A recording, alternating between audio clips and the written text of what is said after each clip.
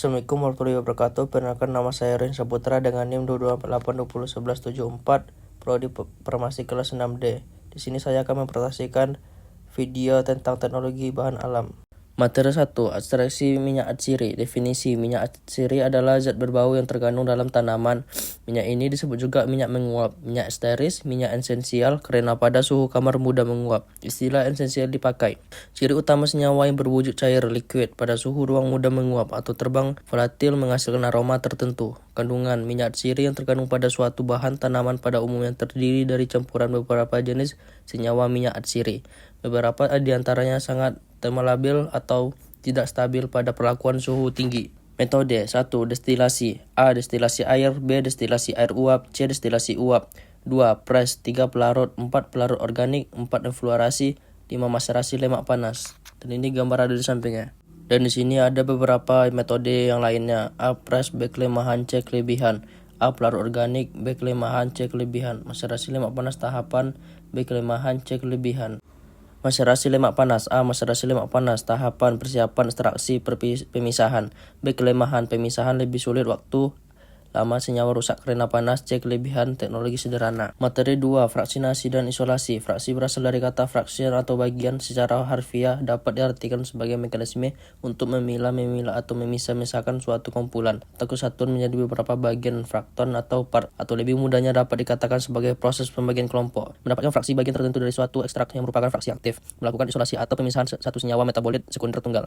Tujuan fraksinasi: mendapatkan fraksi bagian tertentu dari suatu ekstrak yang merupakan fraksi aktif. Melakukan isolasi atau pemisahan satu senyawa metabolit sekunder tunggal. Fraksinasi: A. Ekstraksi cair. B. Kromatografi. Kromatografi kelas kromatografi lapis tipis, kromatografi kolom, vakum liquid kromatografi. C. Eclosion kromatografi, solid phase extraction. Dan di kanan ada gambarnya.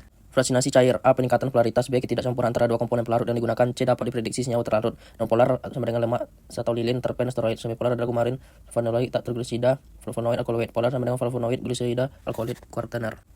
Kromatografi lapis tipis. Persiapan atau perbedaan kopularan antara sampel berdasarkan dengan pada pelarut yang digunakan menggunakan lapis tipis, lempeng kaca, logam, dan lain-lain fase. Diam, zat padat, sirkulasi aluminium fase, gerak cairan. Dan kiri ada gambar kromatografi ya. Fase diam atau absorben. 1. Fase diam berupa serbu halus yang berfungsi sebagai permukaan penyerapan. 2. Fase diam yang sering dipakai silika, gel alumina, tanah, diatomanya, dan silisia. 3. Ukuran partikel 0,1 sampai 40 nm. 4. Semakin halus partikel absorben maka peramatan semakin lambat. Fase gerak eluen. 1. Punya kemurnian tinggi. 2. Digunakan maks 2 sampai 3 kali. 3. Daya elusi fase gerak di atas sedemikian rupa hingga harga RF terletak antara 0,2 sampai 0,8. 4. Komposisi campuran dapat berubah karena penyerapan atau penguapan. Campuran pelarut mungkin bereaksi satu sama lain. Penggunaan: 1. Untuk menentukan kondisi percobaan dari kromatografi kolom. 2. Untuk mengetahui kesempurnaan suatu reaksi. 3. Untuk integrasi obat, ekstrak tanaman, praperbikimia, deteksi kontramina, dan pemalsuan. Cara kerja: peninjauan fase gerak di chamber.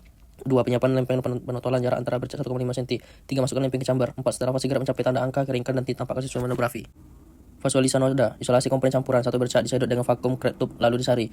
2. Dikorek dengan spatula disari dengan pelarut polar disaring dengan gelas sinter. Analisis kuantitatif. 1. Grafik log konsentrasi dengan area bercak menggunakan fotodesintometer. 2. Bercak diisolasi lalu saring yang diperoleh di teknik spektrometri. Di sini kelebihan dan kekurangannya.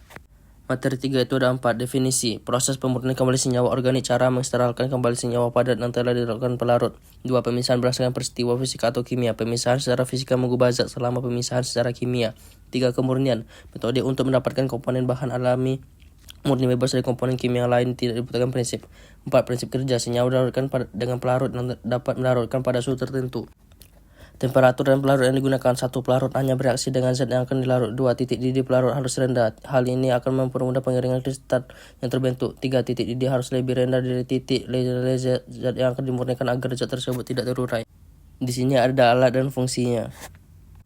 Kelebihan metode kristelisasi: 1. Dapat memberikan perbandingan daya larut yang cukup besar antara zat yang dimurnikan dengan pengotoran. 2. Tidak meninggalkan zat pengotoran pada kristal. 3. Zat pengotor mudah dipisahkan dari kristal. 4. Metode pemisahan campuran cair padat yang paling baik adalah metode rekristalisasi. Kekurangan metode rekristalisasi: larutan dipisahkan harus memiliki daya larut lebih besar. Jika tidak, maka zat yang dimurnikan akan susah dipisahkan.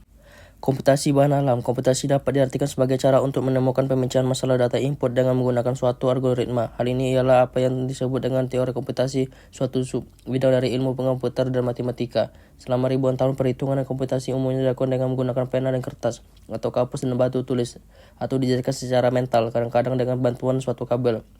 Namun sekarang kebanyakan komputasi telah dilakukan dengan menggunakan komputer. Sekian, terima kasih.